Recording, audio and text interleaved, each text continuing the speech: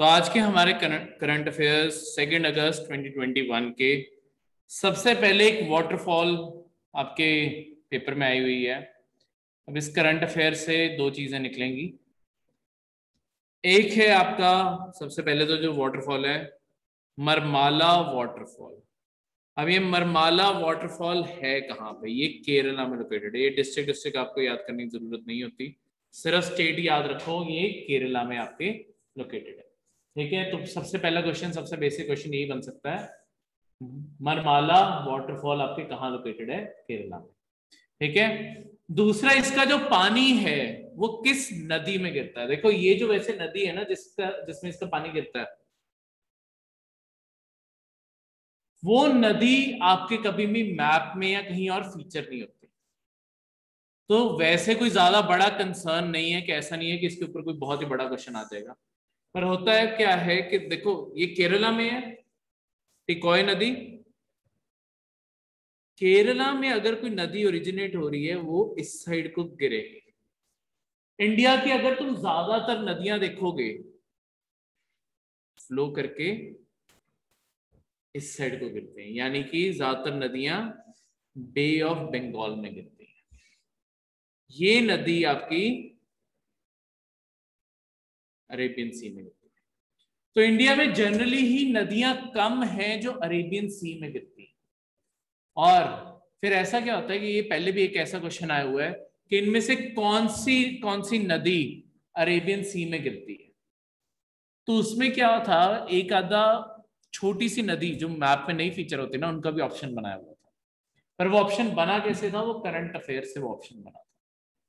तो बनने को ये बस वही क्वेश्चन दोबारा से बन सकता है। क्वेश्चन बहुत बार रिपीट होते हैं, कुछ ऑप्शंस बस चेंज कर देते हैं, इसलिए हम प्रीवियस ईयर पेपर भी सॉल्व करेंगे। ठीक है, क्योंकि तो बहुत सारे क्वेश्चंस रिपीट होते हैं। जैसे 2014 और 15 में क्या हुआ था, वो तो उन्होंने रिपीट की हद ही मचा दी थी। जो 2014 में बुद्धिज्म का क्वेश्चन आया, 2015 में same question, same option, placement भी सेम। तो एक तरह से बस वो ये देखना चाहते थे कि 2014 का क्वेश्चन पेपर पढ़ा है या नहीं पढ़ा। Same to same exact question 2015 में आया था। तो सिर्फ क्वेश्चन पेपर रीडिंग से 2 नंबर बढ़ गए। ठीक है, तो ये भी हो जाता है। इस कारण प्रीवियस ईयर पेपर भी हम पढ़ेंगे।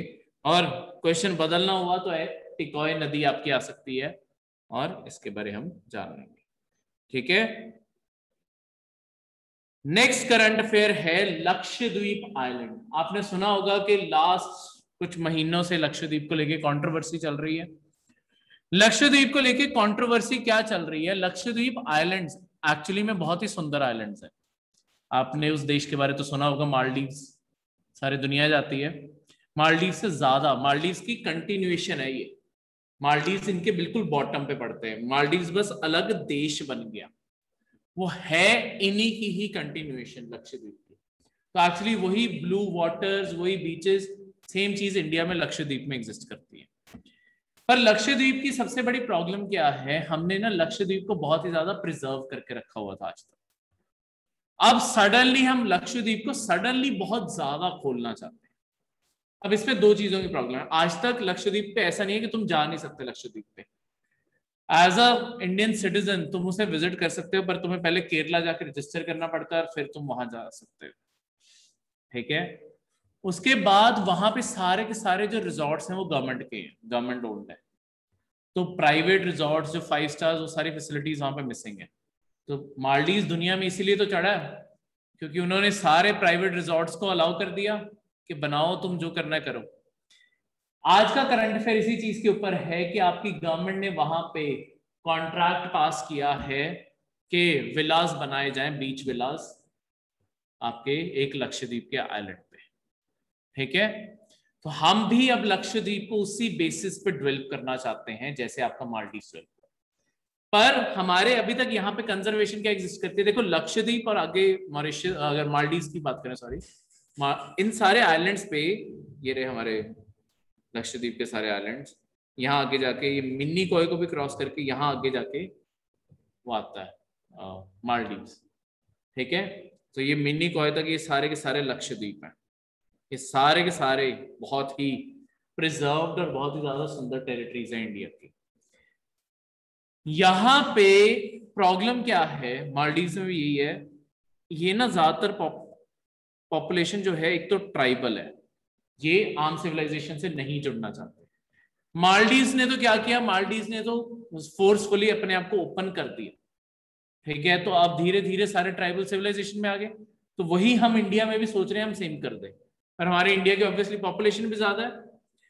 ट्राइबल्स के साथ साथ दूसरी चीज है कि ज्यादातर ट्राइबल्स का जो रिलीजन है ना वो इस्लाम है, तो ये ज्यादातर मुस्लिम है। अब इस्लाम में आपके ना शराब बैन है, तो लक्षद्वीप पे, मालदीव ने तो जैसे शराब भी अलाउ कर दी थी, लक्षद्वीप में हमने शराब के ऊपर बैन लिफ्ट कर दिया, क्योंकि हम चाहते हैं टूरिज्म आए, टूरिज्म ऐसी लिकर और ये सारी चीजें तो ढूंढेंगे। पर अगर अब फिर दूसरी साइड फिर ट्राइबल्स को प्रॉब्लम क्या, अगर उनकी कमाई बढ़ जाएगी, देखो अल्टीमेटली उनकी कमाई बढ़ेगी। यहां पे एक और सस्पिशन रेज होता है कि क्या तुम ये प्योरली टूरिज्म के पर्पज से कर रहे हो या तुम्हारे मन में और भी कुछ है, क्योंकि टूरिज्म के हिसाब से देखा जाए तो ज्यादातर वेस्टर्न जो टूरिस्ट आएंगे वो तो बीफ खाते हैं, इन आइलैंड्स पे भी ट्राइबल्स बीफ खाते हैं, पर आपकी सरकार ने बीफ बैन कर दिया है, तो लिकर अलाउ कर दी है, बीफ बैन कर दिया। तो ये एक तरह से पूरे इस्लाम में वो जो प्रैक्टिसेस मान रहे हैं, वो जो अपनी खाने की प्रैक्टिसेस मान रहे हैं, ठीक है, इस्लाम में बीफ नहीं है पर वैसे ही वो खा रहे हैं, मना भी नहीं है उनमें, तो तब भी तुम उनकी एक तरह से डाइटरी हैबिट्स चेंज करना चाहते हो, ठीक है। और इसी के चलते हुए वहां पे और कुछ एक्ट्स इंपोज किए गए, जैसे कि इंडिया का एक्ट एग्जिस्ट करता है गुंडा एक्ट, वो पुलिस को पावर देता है किसी को बिना वारंट के अरेस्ट करने की, जहां पे उसे लगाया जाता है। लक्षद्वीप में इंडिया का लोएस्ट क्राइम रेट है और वहां पे गुंडा एक्ट लगा दिया गया, ठीक है, क्योंकि ये यूनियन टेरिटरी है, कोई सिर्फ सेंट्रल गवर्नमेंट जो यहां चाहती है वो होता है, ठीक है। तो इस तरीके से जो आपके आइलैंड है ना, आइलैंड पे आपके लोग बहुत ज्यादा प्रोटेस्ट में खड़े हुए, पर गवर्नमेंट आपकी तब भी मूव करी जा रही है बिना लोगों की परवाह किए कि वो क्या सोच रहे हैं। तो वहां पे इसलिए थोड़े से गवर्नमेंट के एंटी सेंटिमेंट्स हुए हुए हैं, ठीक है। तो एक साइड पे ये चीज अच्छी भी है कि आपके लक्षद्वीप को डेवलप करेंगे, आपके इन्वायरमेंटलिस्ट कहते हैं देखो इन्वायरमेंट की क्या प्रॉब्लम है, आपके लक्षद्वीप बने कैसे हैं, आपके लक्षद्वीप ना कोरल आइलैंड्स हैं, ये इनकी सुंदरता को और बढ़ाता है। वो देखा है ना आपने कि समुद्र में जब डाइव लगाते हैं, मूवीज में दिखाते हैं बहुत ही कलरफुल एरिया, ये सारे आइलैंड्स बने ही उस चीज से हुए, उन्हीं के ऊपर मिट्टी पड़ पड़ के आइलैंड निकल आए। तो एक्चुअली आइलैंड में कहीं पे भी डाइव लगाओगे वहां पे कोरल्स ही कोरल्स है, भरे पड़े हैं ये कोरल्स है। तो टूरिज्म भी बढ़ेगा, पर जितने ह्यूमंस वहां पे जाते हैं ना, और जितना हम वहां पे रिजॉर्ट्स बनाएंगे, गर्म टेम्परेचर बढ़ेगा, पोल्यूशन बढ़ेगा, उससे वो कोरल्स मर भी बहुत जल्दी जाते हैं, तो ये इन्वायरमेंट डिस्ट्रॉय होने का खतरा। तो यहाँ पे एक बैलेंस मेंटेन करने वाला है कि इन्वायरमेंट और डेवलपमेंट को एक साथ कैसे मेंटेन करके रखें, और उसमें लोगों की बात भी सुनी जाए जो वहां पे रहते हैं, ठीक है। अगला क्वेश्चन जो आपको, ये आपको सारे आइलैंड्स याद करने की जरूरत नहीं है, ये तो वैसे मैप डाल दिया है। इस मैप में जो मेन चीज याद करने वाली चीज है ना, वो है ये 9 डिग्री चैनल। ये आपको क्वेश्चन आता होता है कि 9 डिग्री चैनल कहां पड़ता है, direct question, one word, 9 degree channel कहां पड़ता है, ठीक है। लक्षद्वीप के बीच में पड़ता है, और अगर वैसे पूछ लिया जाए उससे भी डिटेल में अंदर जाना हो कि 9 डिग्री चैनल कहां पड़ेगा, सबसे पहले ये चैनल होता क्या है। चैनल का मतलब होता है कोई भी जो वाटर का रास्ता है दोनों साइड पे जहां पे क्रॉसिंग की जा सकती है। ओपन ओशन नहीं होगा, उसके दोनों साइड पे आइलैंड्स होंगे, आइलैंड्स या लैंड के बीच में से जो पानी का रास्ता निकलता है कनेक्टिंग, उसे हम चैनल कहते हैं। चैनल भी इसे कहते हैं, स्ट्रेट भी इसे कहते हैं, एक और वर्ड इसके लिए कई बार लिखा होता है स्ट्रेट, मतलब अलग अलग नाम से जाने जाते हैं, इसके लिए स्ट्रेट नहीं यूज होगा, इसका नाम ही 9 डिग्री चैनल है, ठीक है, एक वर्ड को यूज होता है, यहाँ तो स्ट्रेट होगा या चैनल होगा। एक और क्वेश्चन जो आपको इसके साथ ही आ सकता है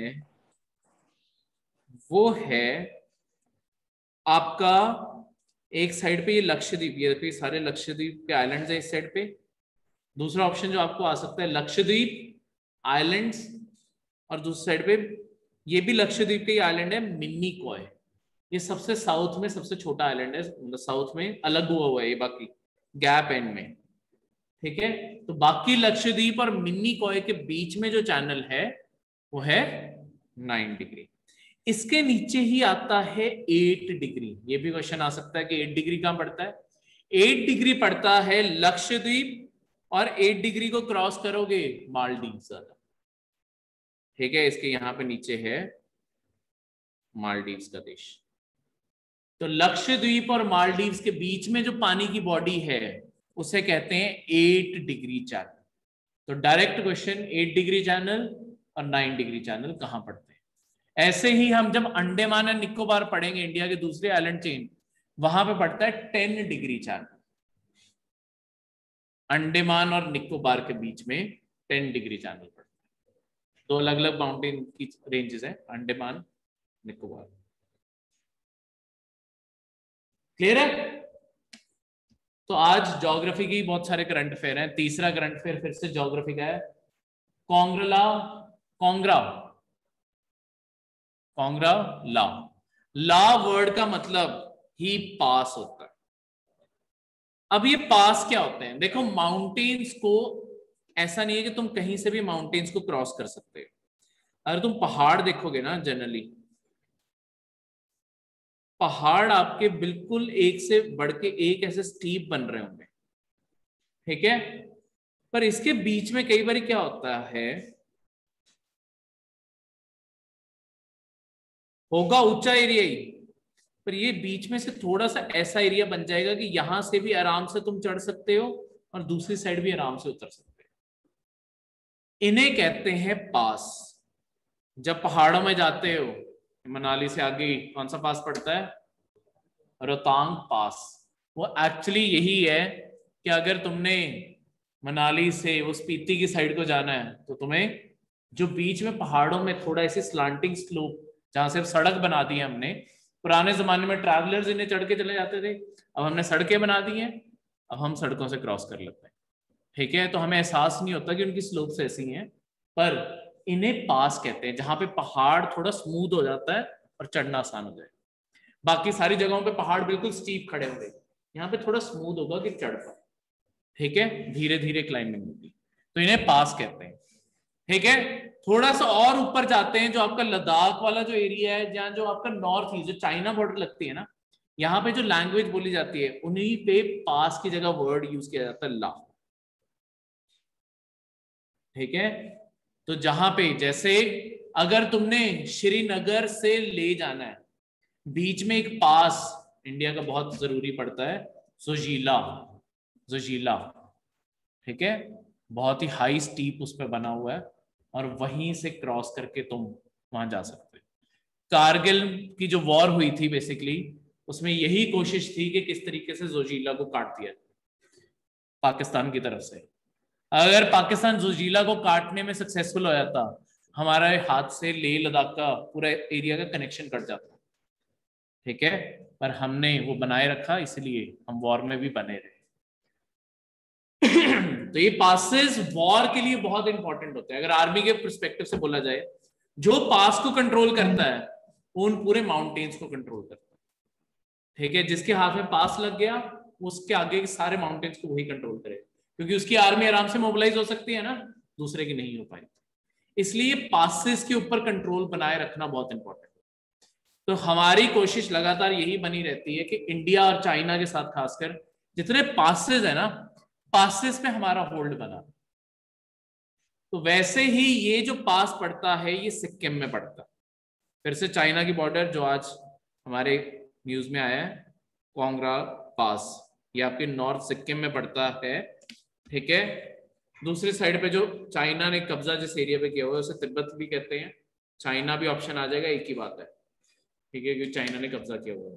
पहले एक देश था वहां पे तिब्बत, देश ही खत्म हो गया, चाइना ने कब्जा कर लिया था उसके ऊपर 50s में। ठीक है, तभी दलाई लामा इंडिया है। दलाई लामा तो पता है ना, वो इंडिया में रिफ्यूजी हैं। दलाई लामा उस कंट्री के लीडर माने जाते हैं तिब्बत के। तो जब आपकी चाइना ने वहां फौज भेज दी थी, दलाई लामा और उनके बहुत सारे जो फॉलोअर्स हैं वो भाग के इंडिया आ गए थे और इंडिया ने उन्हें रिफ्यूजी स्टेटस दे दिया था। ये एक बहुत बड़ा इश्यू बना था जिसके कारण 1962 की वॉर हुई इंडिया और चाइना के बीच में, क्योंकि दलाई लामा जो कहते हैं तिब्बत में वही होता है।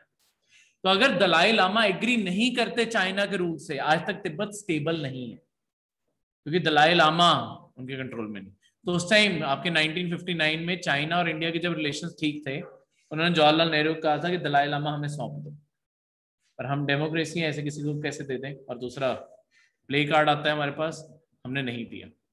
चाइना और इंडिया के रिलेशन सोर हुए, 62 में वॉर हो, ठीक है। पर वही उन्होंने तिब्बत पे कब्जा कर लिया था इसीलिए, नहीं तो इंडिया और चाइना की बाउंड्री ही कभी नहीं लगनी थी एक दूसरे से। बीच में एक देश था तिब्बत, सारा देश ही खत्म हो गया। अभी भी तुम इंडिया का कभी मैप देखोगे, ऊपर वाले एरिया पे कैपिटल्स में तिब्बत लिखा होता है, ठीक है। वो इसीलिए लिखा होता है कि वो देश खत्म हो गया, पर आज भी सेंटिमेंट्स तो है ही उसके। धर्मशाला में सारे रिफ्यूजीज को सेटल डाउन किया गया था। धर्मशाला में दलाई लामा का वहां पे वो है, और वहीं पे बाकी सारे तुम्हें वहां पे बहुत सारे मॉन्क्स दिख जाएंगे। वहां पे पूरी कम्युनिटी जो तिब्बत से जितने भी आए उन सबको सेटल डाउन हमने धर्मशाला में किया था। अगला करंट अफेयर है हमारी आर्म्ड फोर्सेस के रिगार्डिंग, थिएटर कमांड। अब ये थिएटर कमांड क्या होती है?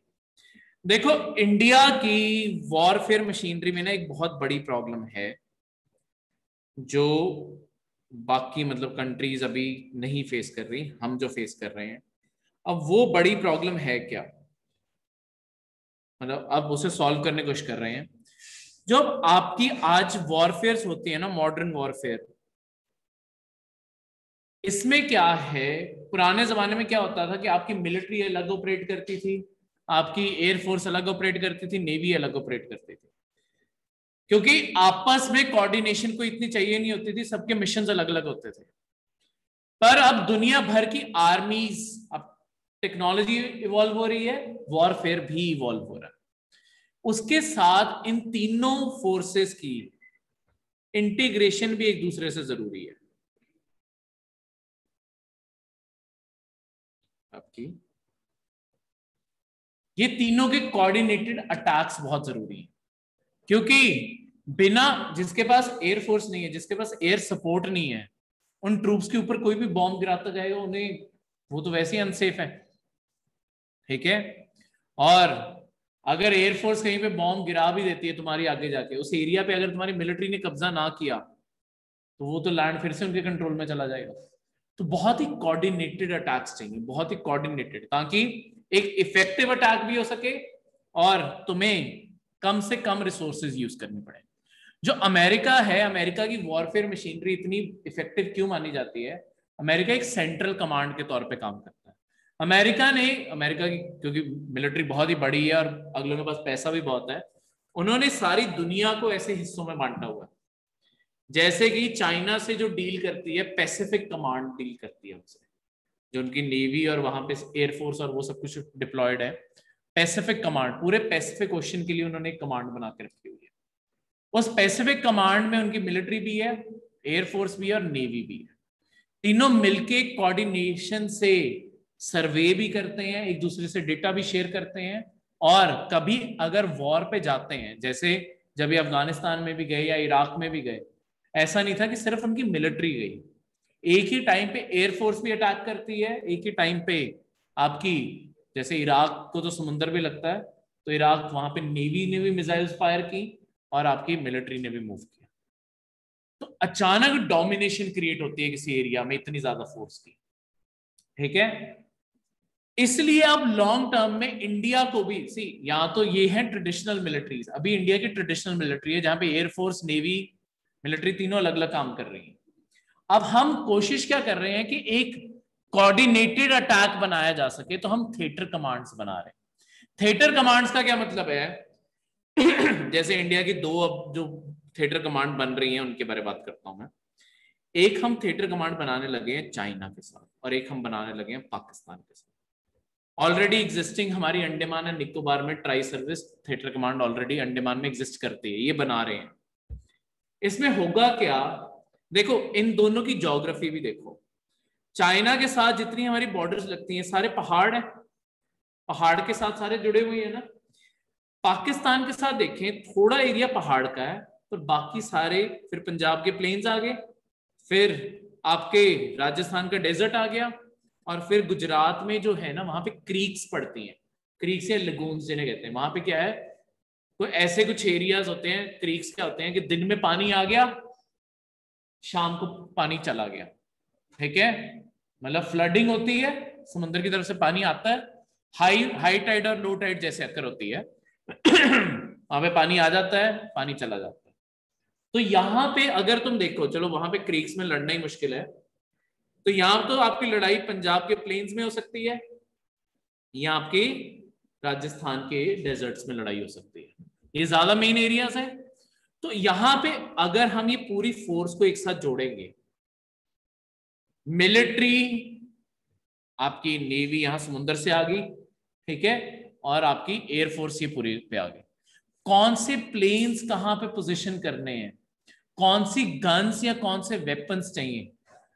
अभी हमारे यहां प्रॉब्लम क्या होती है, देखो आपके हेलीकॉप्टर्स आपकी मिलिट्री के पास भी हैं, नेवी के पास भी है, एयरफोर्स के पास भी है, तो तीनों तो अपने अपने मल्टीपल इक्विपमेंट सबके पास एग्जिस्ट कर रहे हैं ना, तो हमारा खर्चा बढ़ जाता है। पर अगर हम एक कोऑर्डिनेटेड अटैक बनाएंगे, हमें पता है कि इस पूरे इलाके को मैनेज करने के लिए 30 हमें हेलीकॉप्टर्स चाहिए, हम 30 हेलीकॉप्टर्स अलग अलग जगह पे पोजीशन करके रखेंगे, और ऐसा नहीं है कि मिलिट्री ने भी वहां पे रखे हुए हैं, एयरफोर्स ने भी रखे हुए हैं। उसके बाद कैसे वेपन्स चाहिए, कैसे कपड़े चाहिए।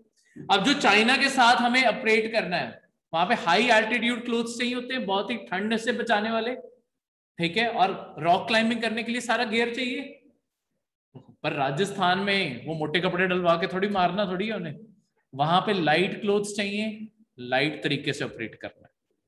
तो उसी तरीके से अब अगर मैं पूरे थिएटर को एक साथ जोड़ दूं, यानी कि इस एरिया में सबको एक साथ जोड़ दूं, और उस पूरे एरिया का एक सिंगल पर्सन को हेड बना दूं, तो पूरे ऑपरेशंस को मैनेज कर पाएगा ना, और सारी सर्विसेज एक दूसरे से जुड़ जाएगी।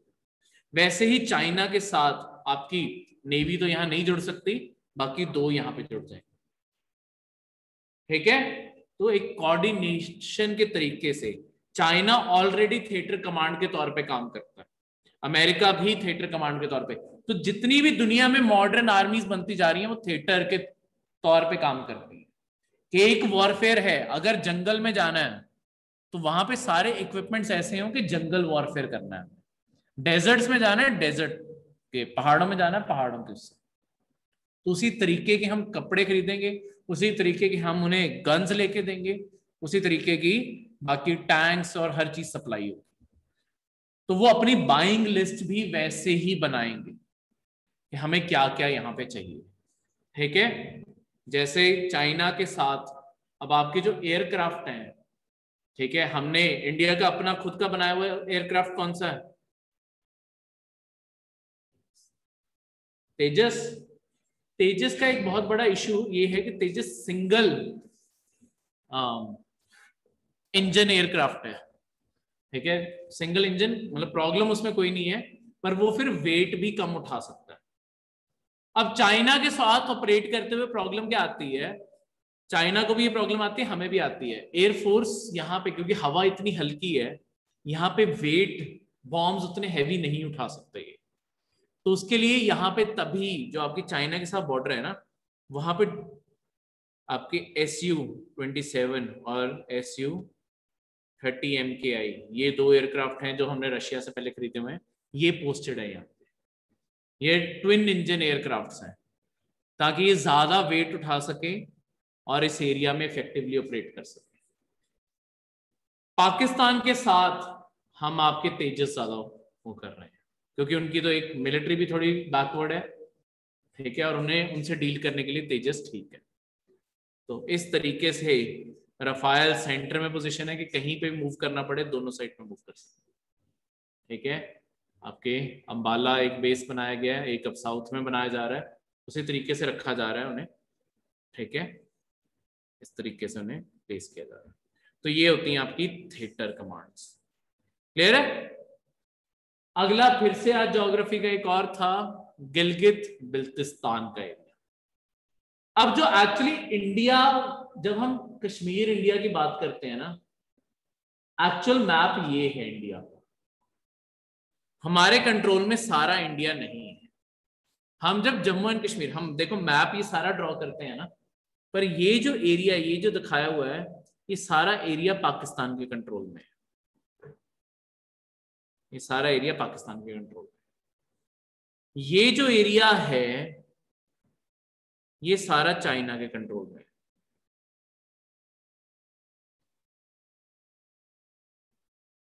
ठीक है, ये सारा चाइना के कंट्रोल में। तो हमारे पास लद्दाख इतना एरिया, और जम्मू कश्मीर जब रेफर करते हैं हमारे पास सिर्फ इतने वाला एरिया। ठीक है, ये सारा ऊपर वाला एरिया हमारे कंट्रोल में ही नहीं है। अब इसी में ये जो ऊपर वाला एरिया पड़ता है, इसे गिलगित बिल्तिस्तान का एरिया कहते हैं। यहाँ पे पाकिस्तान का कंट्रोल है। अब पाकिस्तान क्या कर रहा है, पाकिस्तान इसे अलग प्रोविंस बना रहा है। पहले ये अलग प्रोविंस नहीं था, पर इंडिया इसे ऑब्जेक्ट कर रहा है कि ये हमारा एरिया है, तुम हमसे बिना पूछे यहाँ पे कुछ नहीं कर सकते।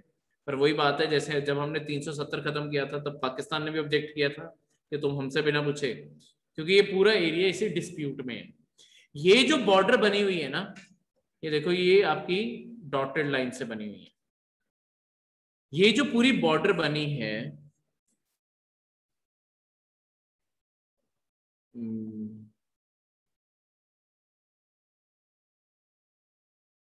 एक मिनट मैम,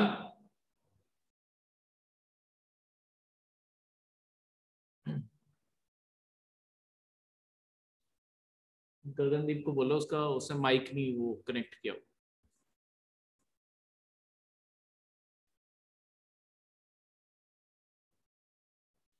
ये जो आपकी बॉर्डर बनी हुई है, ये सारी की सारी, ये जो बॉर्डर है, ये आपकी बॉर्डर है एलओसी जिसे कहते हैं, line of control. Line of control इसे क्यों बोला जाता है, क्योंकि ये फाइनल बॉर्डर नहीं है। यहाँ पे ये वो बाउंड्री है जहां पे आपकी वॉर रुक गई थी 1948 में, तब से ये वॉर रुकी पड़ी है। ठीक है, तो यहाँ पे अभी तक मतलब ये फाइनल बॉर्डर नहीं है। जब फाइनल बॉर्डर हो जाएगी, हम जो इंडिया कहता है ये फाइनल बॉर्डर जिसे हम कहते हैं, अगर ये बन जाती है, इसे इंटरनेशनल बॉर्डर बना दिया जाएगा, आईबी बन जाती है। लाइन ऑफ कंट्रोल का मतलब है जहां तक दोनों साइड की फौज कंट्रोल करती है, उसे एलओसी कहते हैं। ठीक है, तो ये एरिया बहुत ज्यादा कॉम्प्लेक्स हुआ है। मतलब क्यों ये इतने सालों से डिस्प्यूट नहीं सेटल हो रहा? पहली बात तो दोनों देश अपना क्लेम नहीं छोड़ना चाहते। दूसरी बात, जवाहरलाल नेहरू से एक बहुत बड़ी गलती हो गई थी 1948 में। हम इस इश्यू को लेके ना यूनाइटेड नेशंस चले गए थे। ये इश्यू यूनाइटेड नेशंस में फंसा हुआ है। यूनाइटेड नेशंस का एक रेजोल्यूशन है, जब भी इंडिया और पाकिस्तान की बात होगी ना, पाकिस्तान को हमेशा देखना वो एक बात करता है कि हमें यूएन का रेजोल्यूशन फॉलो करवाना। वो यूएन का रेजोल्यूशन क्या है?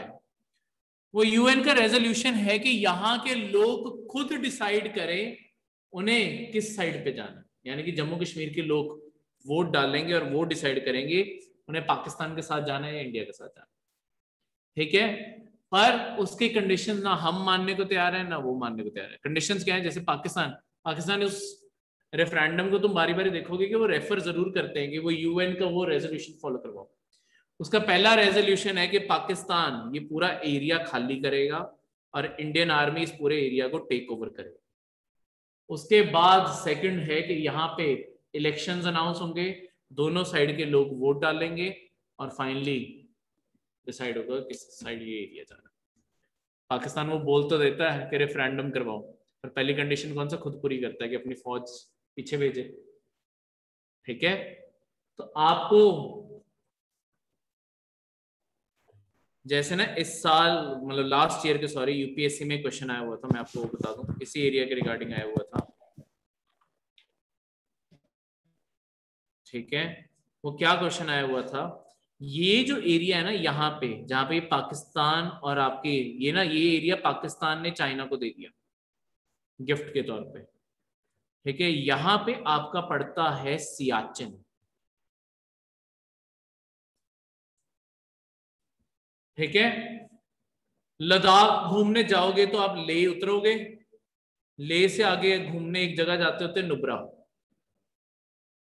ठीक है, लास्ट ईयर बिकॉज हमारा चाइना के साथ इश्यू हुआ था तो ये पूरा लद्दाख का एरिया बार बार करंट अफेयर में आया। अब देखो करंट अफेयर किस साइड से किस तरीके से बन जाते हैं। क्वेश्चन आया कि नुब्रा से अगर तुम बिल्कुल सीधा जाओगे क्या पड़ेगा, और उसका डायरेक्ट आंसर था सियाचिन ग्लेशियर। नुब्रा से बिल्कुल स्ट्रेट नॉर्थ को क्या पड़ता है, सियाचिन आंसर था उसका। ठीक है, तो लास्ट ईयर इस करंट अफेयर को हमने बहुत पढ़ा, तो लास्ट ईयर ये क्वेश्चन बना था।